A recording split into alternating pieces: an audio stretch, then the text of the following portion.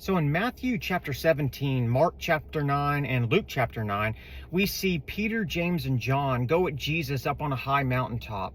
And there Jesus is transformed, where he finally peels back his fleshly veil and reveals his true divinity to his disciples for the first time.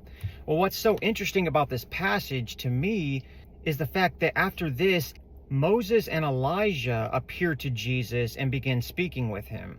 Now, I've always wondered, why is it Moses and Elijah that appear to Jesus here and begin talking with him? Why not Abraham or Enoch or David or Daniel or one of the other prophets or anyone like that? Like, what kind of connection does Moses and Elijah have with each other that they would be the two that would meet Jesus here in this moment?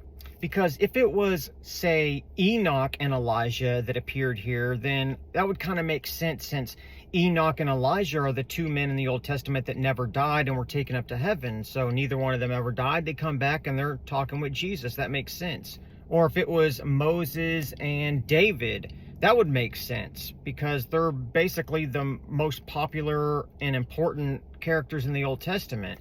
I mean, Jesus fulfills the law of Moses, and then he sits on the throne of David, right?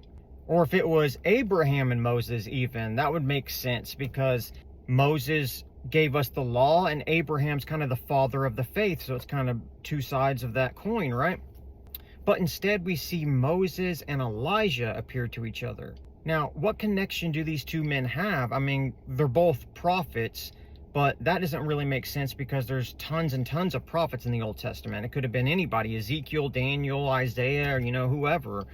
But it's Moses and Elijah. The only thing that I could ever think of that really connects these two men is the fact that at some point in their lives, each of these two men went up on a high mountaintop and spoke to God there. Possibly even this same very mountaintop that Jesus is on right now, speaking to these two men.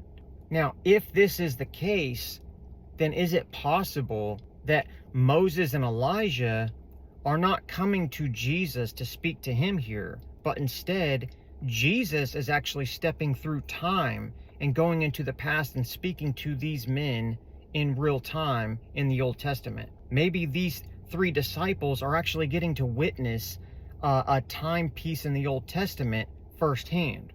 Now, this is all just speculation, of course, but I just think it's interesting to think about.